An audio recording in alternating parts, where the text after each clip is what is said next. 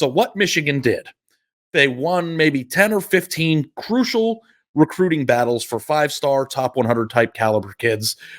Many of them were hits, including J.J. McCarthy, the quarterback, Donovan Edwards, the running back who ran all over the place in the national championship game, Will Johnson, the 5-star cornerback on the other side of the football. But also they've done a very good job of keeping kids in the program. Mm-hmm. They've gotten a very good job of evaluating and plugging holes on their roster, but they were a very talented team. The concept of the top 35, Doug, that you mentioned earlier.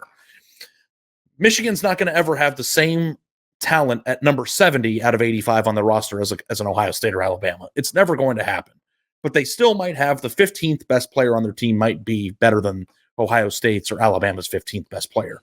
Yeah. How did Michigan do what it did, winning in the national championship, proving me and many others wrong?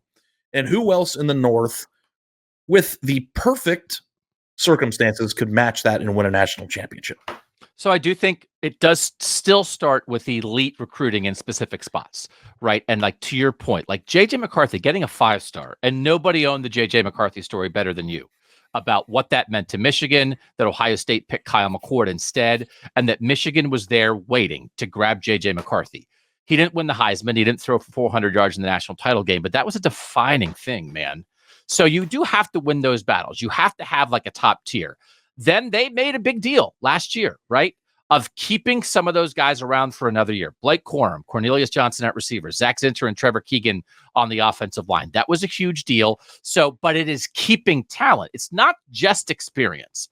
Washington had some sixth-year guys who didn't play much until their fifth or sixth year, right? These were good Michigan players that decided to stay. So again, I think it is one of the things we defined is competing with really good fourth-year players, and that allows you to compete against teams who are based on great third-year players, right? And I think that's a difference. Great third-year players. Marvin Harrison Jr. is a great third-year player, right, who's going to the NFL.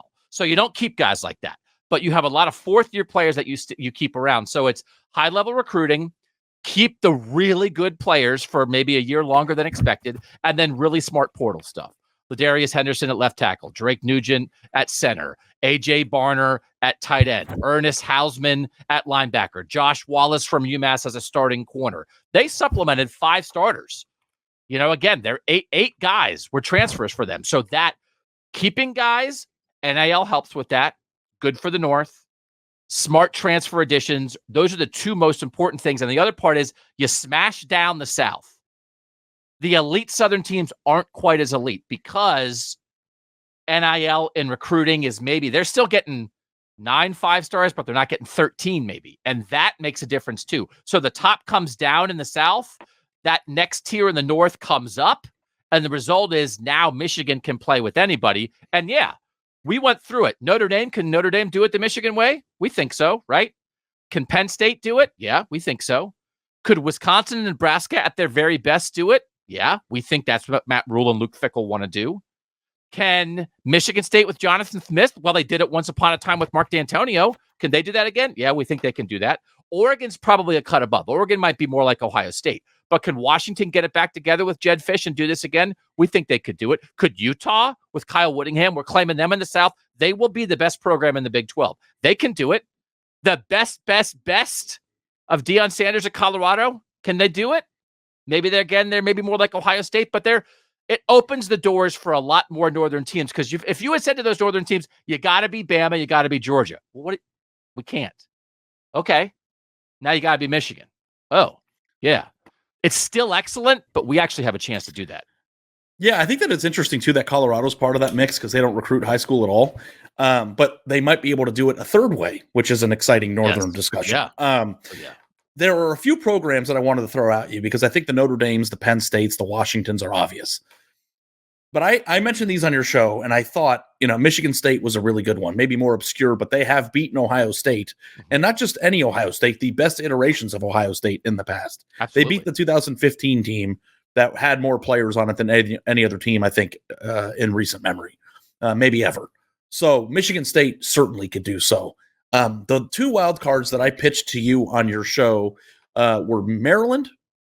If they got the right coach who could activate the DMV, like theoretically, they have signed 5-star players before. Could they sign enough high school talents to get to a place where they can bolster their roster with enough talent where transfers can come in and get them over the top?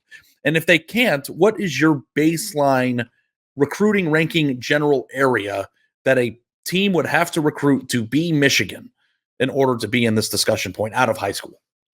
Yeah, probably top 25, top 30, right? I mean, again, you're not going to be a team that recruits you the 70th best recruiting class. You're not going to get there just with retention and just with transfer stuff. So I think Maryland's an interesting example. Like even the, Talia Tonga-Vailoa, that's a relationship that Mike Loxley brought him in as a transfer. Great quarterback play for multiple years. Now they have MJ Morris transferring from NC State. That's a pretty big time quarterback dude. That's a good get for Maryland. They had like that group, Raheem Jarrett and a couple other guys at receiver a couple years ago that they got a couple of those guys, but it didn't holistically all come together in the way that it did for Michigan.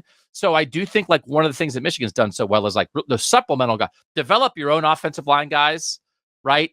Like they had probably the best interior offensive line in the country, but then you're adding some smart transfers. So like Maryland's a little more of a stretch to get there, but I could see it. And part of it's going to be like, then Maryland has to step up with NIL. So then when you have a 3rd round pick who's on the border, Can't leave. You got to keep him. You've got to keep him because if you're Maryland, you have a guy that's that good. I'm a 3rd round pick. Here, man, like one more year here. Try to be a 1st round pick, but here's $1.5 million to keep you in school. I think that's a requirement for schools like this.